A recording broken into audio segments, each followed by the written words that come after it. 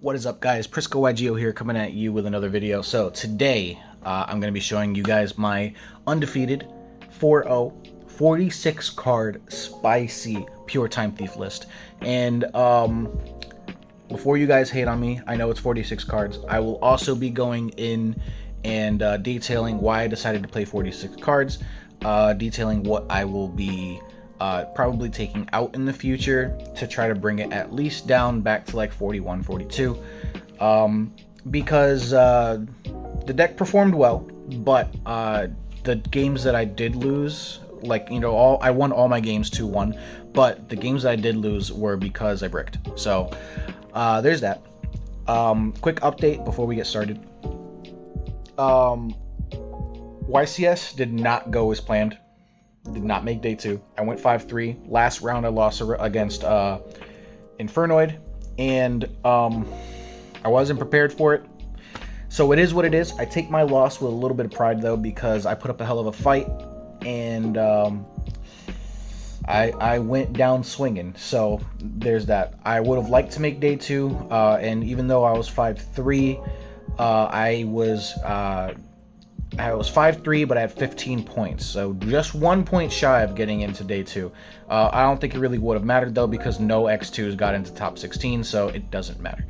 Either way, I did win the Ecclesia mat, which is what this deck profile is. It is the OTS Qualifier, RDIQ, whatever you want to call it. First place with Time Thief. I'll go over my matchups, I'll go over the deck profile, and I'll go over all of that in just a moment. You just sit tight, hang on, and enjoy the ride. I'll see you soon. Alright, so as always, I've got the deck right here, ready to go. So, obviously, you can see this is a very, very thick boy. I will just go and get right into it. So, 3 of the best boy in the deck: Time Thief Regulator, Rescue Robot, as we like to call it over here in these parts. Card's insane. I don't think I really need to go into too much detail about what he does, but for those of you who are new to the channel and new to Time Thief, you can normal summon him. This is your main normal summon in the deck. You can normal summon him, and then you can use his effect, and he just acts like Rescue Rabbit or Rescue Cat or whatever you want to call it. And he will tribute himself for cost, and he will summon 2 more Time Thieves from the deck in defense position. The only real restriction is that you have to control no other monsters, which isn't too hard because if he's your normal summon, you don't have any other monsters on the field at the time anyway. So that's that. Next, we are playing 3 copies of Winder. This is your Stratos, your main searcher. This is one of the cards you're going to be summoning off of your Regulator. It searches for any Time Thief card in the deck, and he can also special summon himself from the hand by detaching material from any XYZ monster that you control. So pretty good, pretty good. He's an extender, he's a searcher, and in combination with our next card, he's a pretty decent normal summon. Time Thief Adjuster. This card, we are playing 3 of it. Really good card.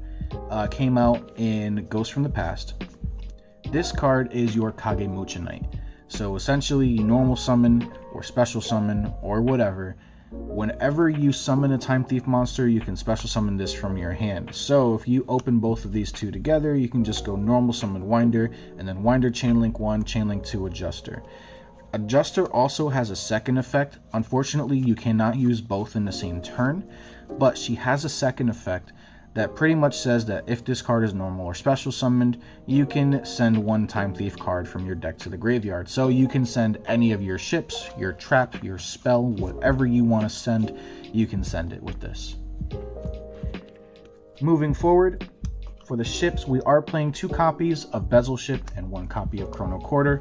Bezel Ship, the reason why I'm playing 2 copies of this is because 1, it's an extender, it's really solid, but 2, it has a really good on-field quick effect where if you control a Time Thief XYZ monster, you can quick effect, tribute this for cost, and target your Time Thief XYZ monster, attach 1 card from your opponent's graveyard to it as material.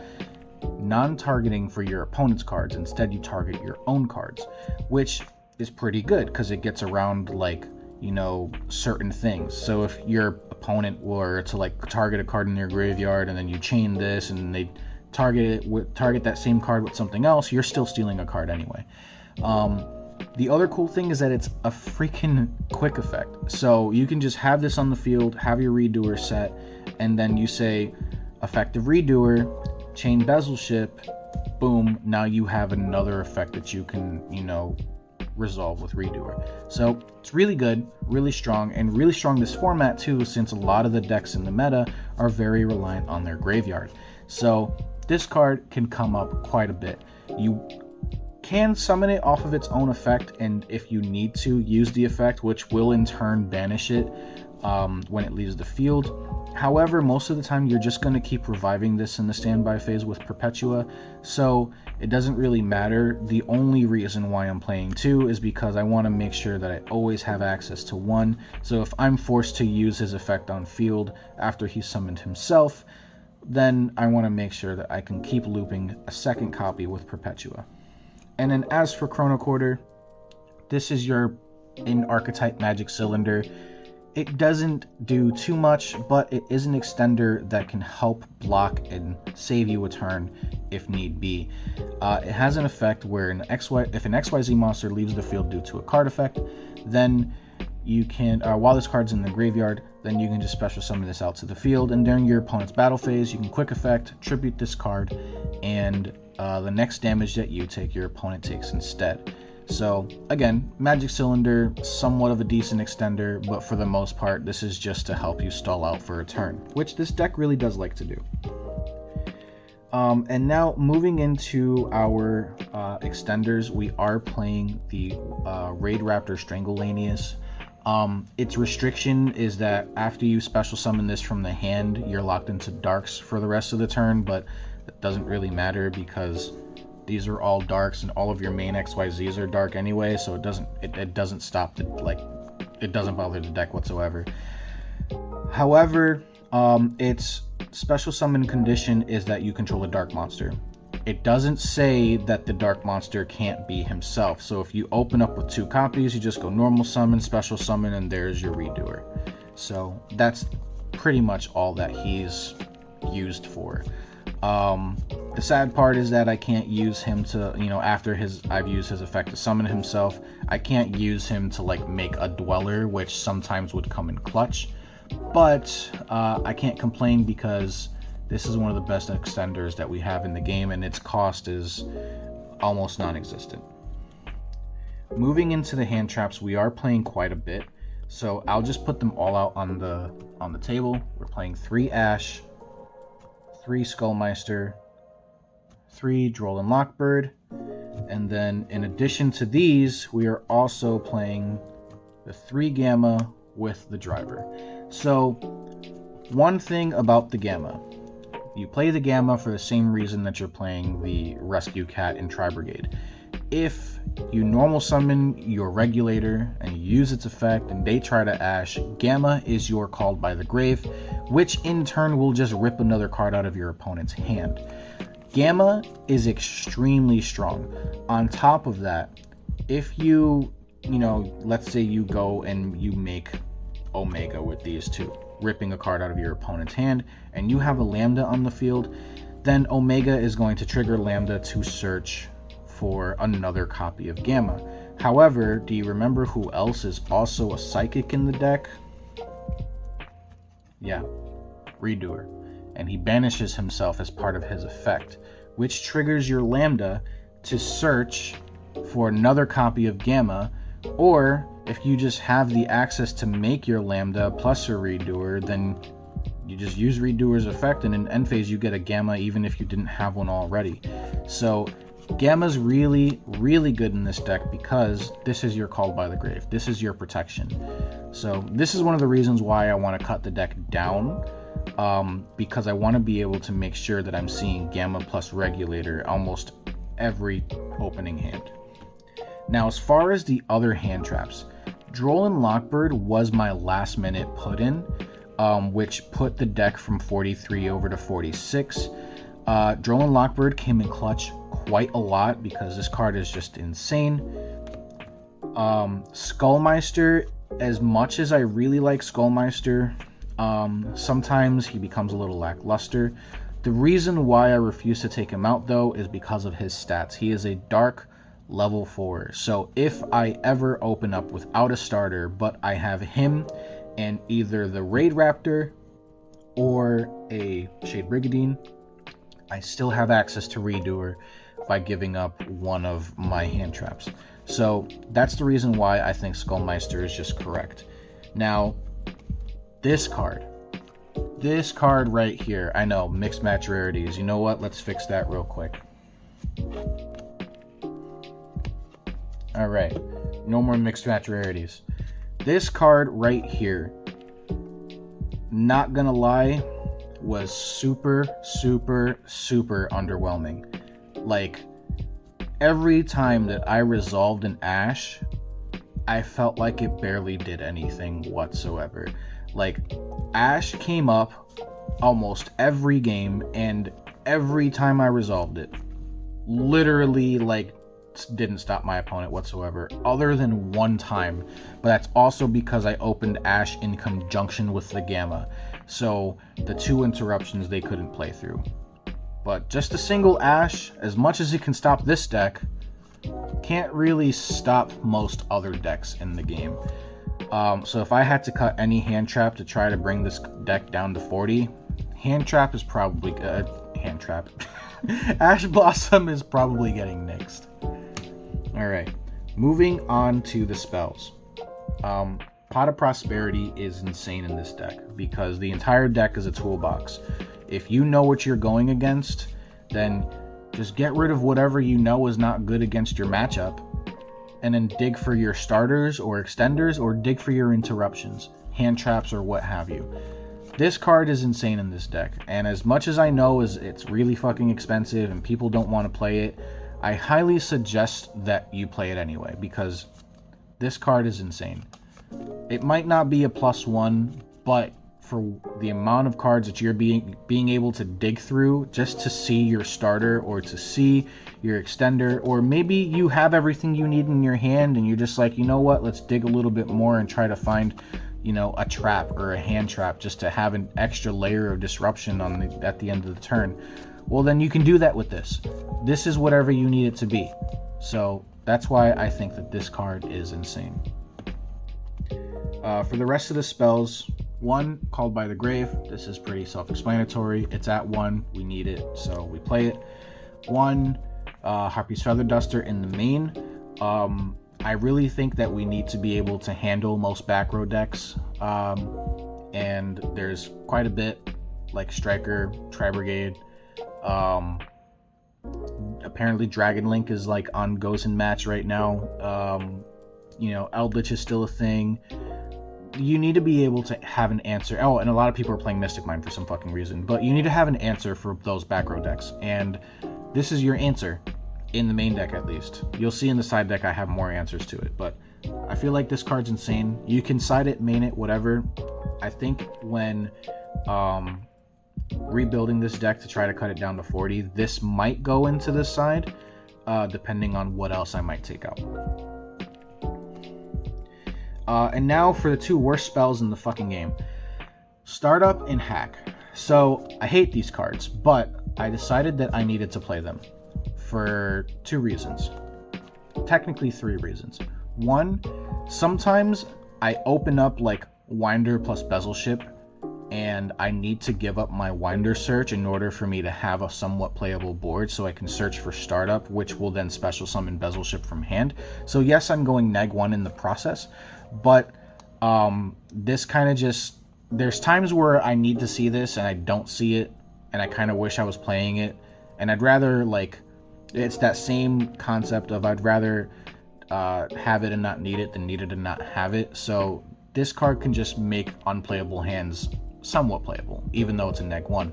So that's why I decided to play it. Plus, its graveyard effect isn't too bad, especially if you have this in the graveyard. And then the reason why I'm playing this, as much as I really don't like this card, is that the effect to gain attack points and being able to attack directly, especially like in a time situation or where like your opponent like has just a really strong monster that you just need to get over, this card can do it for you.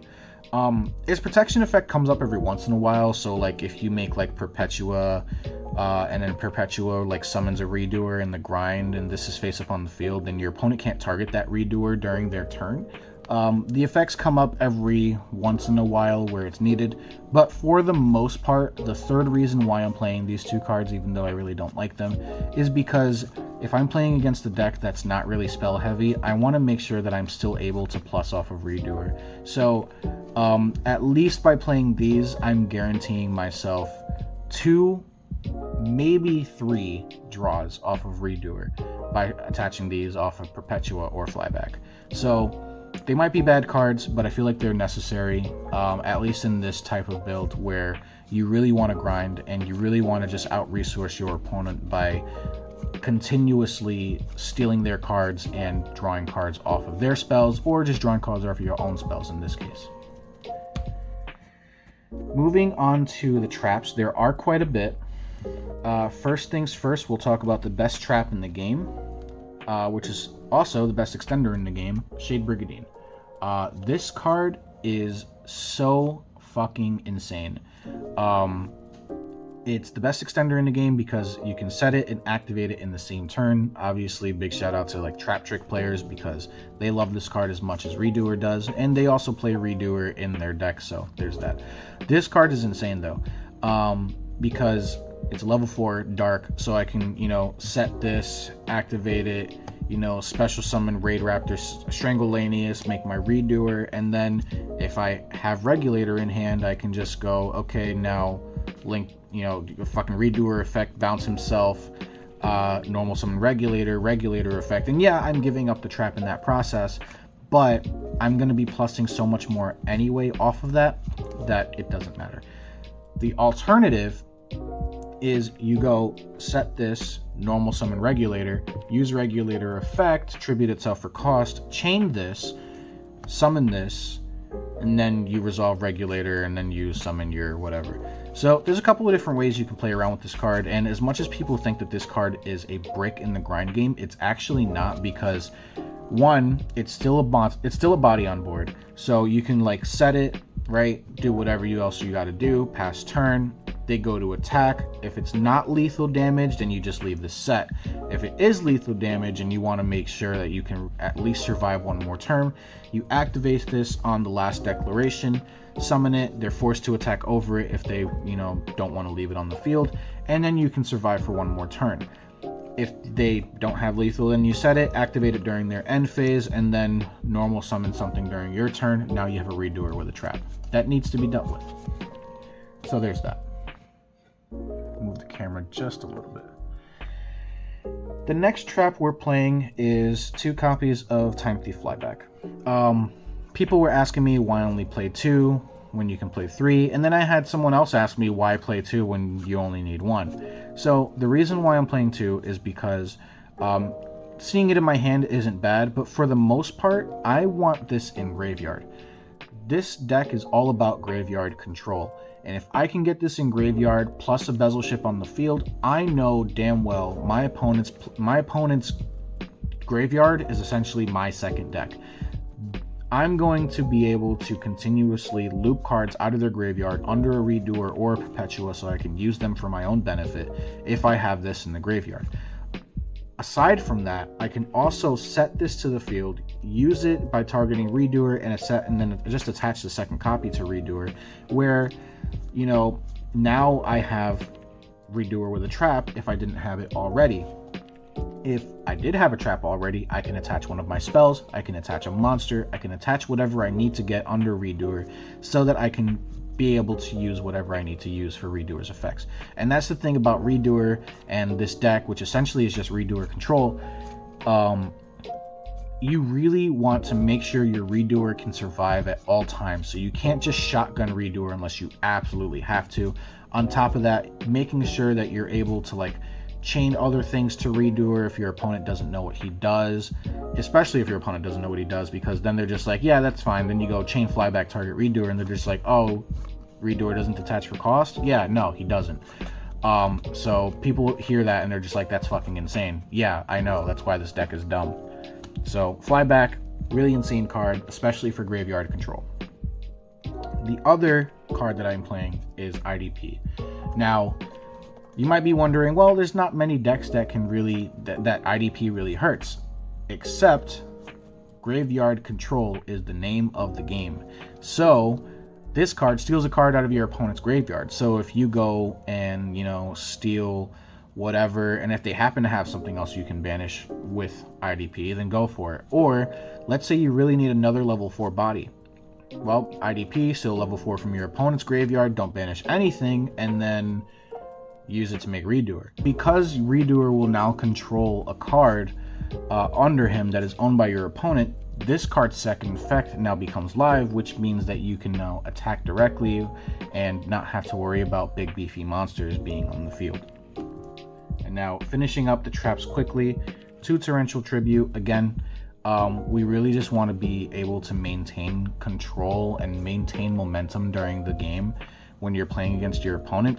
But essentially, Torrential Tribute, very good card. Clear the board, chain Redoer so that he doesn't get destroyed. He comes back in the end phase. Your opponent has no monsters, but you still do. Final 2 trap cards. Retrograde, this is our spell and trap negate. It also attaches whatever you negate to a time thief XYZ. Pretty good. And then Imperial Order. This card is just fucking glued to my hand. I always see it in my games. I love this card. It probably should be banned because of how oppressive it is, but it's at 1, so we play it at 1. So that's the main deck. I'm gonna kind of breeze through the extra deck real quick. So going over the 2 non-XYZs, we're playing Lambda, which I've already explained what he does. He searches for a side frame and end phase if you banish a psychic monster. Omega, which banishes itself to rip a card out of your opponent's hands. So that's it for the side frames.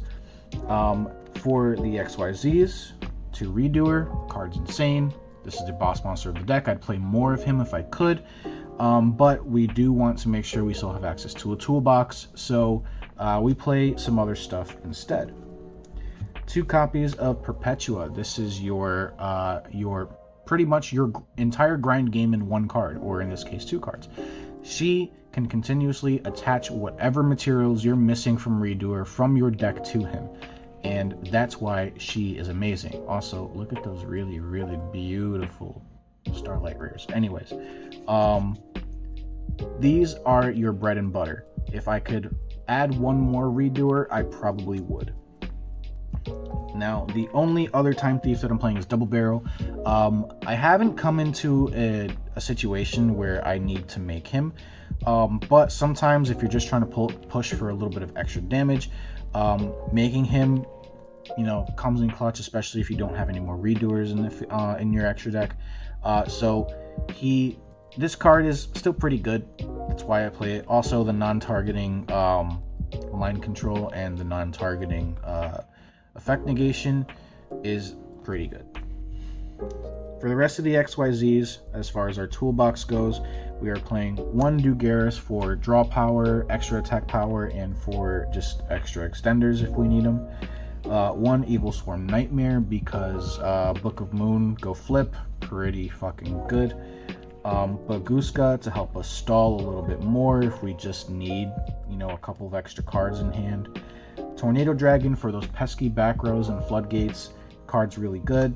And then to go with the whole style of the deck, which is controlling the graveyard, Abyss Dweller, which just makes this deck so much better in the long run. Now, for the final 3 XYZs, they're pretty self-explanatory. Raider's Knight in combination with Arc Rebellion to help you go for some OTKs, because this card says you can't attack with anything else, but I'm also gaining the attack of everything else on the field, and then you just attack for game.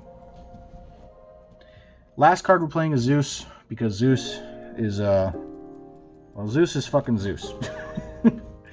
Not really too much explaining needed there. For the side deck, I'm gonna breeze through this really quickly. 3 evenly matched because This card's insane right now, especially against back row decks. The other answer that I'm playing for back row decks is Cosmic Cyclone, because we need to make sure that we have an answer for floodgates, especially ones that hurt us, such as Goes in Match, and there can be only one kind of hurts us, only a little bit. Then you have like Anti-Spell, which Anti-Spell we don't really care. We're main decking freaking IO, so like it doesn't really matter. But Mystic Mine is a problem, and we need to make sure we have an answer for that. The next spell we're playing is Dark Ruler No More. This card's just fucking insane. If your opponent goes first and you know you're going second, you side this in, and then you just let them go off. You have this in your hand. Activate Dark Ruler, play without interruption if they don't really have hand traps, and then you continue to just break their board and pick it apart little by little. Next, Lancia. This is for the Tri-Brigade matchup. Comes in clutch quite a bit. The only thing that I don't like about this card right now is it conflicts with Redoer, so if you're going to use this card, make sure you use your Redoer first, or chain your Redoer to it so that he can get off the field and protect himself for the rest of the turn. And then the last card we're playing is Nibiru. I know that in the past I have said I really don't like Nibiru in Time Thief, but I've gotten to the point where Nibiru just became a necessity with a lot of combo decks starting to make their returns, like Dragon Link, Infernoble, and Emancipator. We need to have answers to those kind of cards and to those kinds of decks. So this card comes in clutch, and at that point you're just playing an even slower game because your regulator is essentially just dead. But that is essentially it for the deck profile. If you guys enjoyed, make sure you go ahead and smash that like button. Comment down below what your thoughts are, what you would change in the deck. Obviously, keep all the negativity to yourself. If you have something mean to say, don't say it at all, because your comment's just going to get ignored and you're probably going to get banned from the channel. Plain and simple. But also, make sure you subscribe, because while I'm down here in Florida, I'm going to make sure that I have plenty of content for you guys as soon as this move is finalized and I'm situated in a new apartment and I'm not stuck in a sorority house. So yeah, in the meantime, like I said, like, comment, subscribe, hit that notification bell so you can be notified every time I upload new videos. Join the Discord, links are down in the description below, and if you want to get your hands on that playmat that I was using today, I'm selling them. Links for those are also in the Discord. Check it out. I'll see you guys in the next one. Peace out. Peace out. Deuces, and all that good stuff. Love you guys. Peace.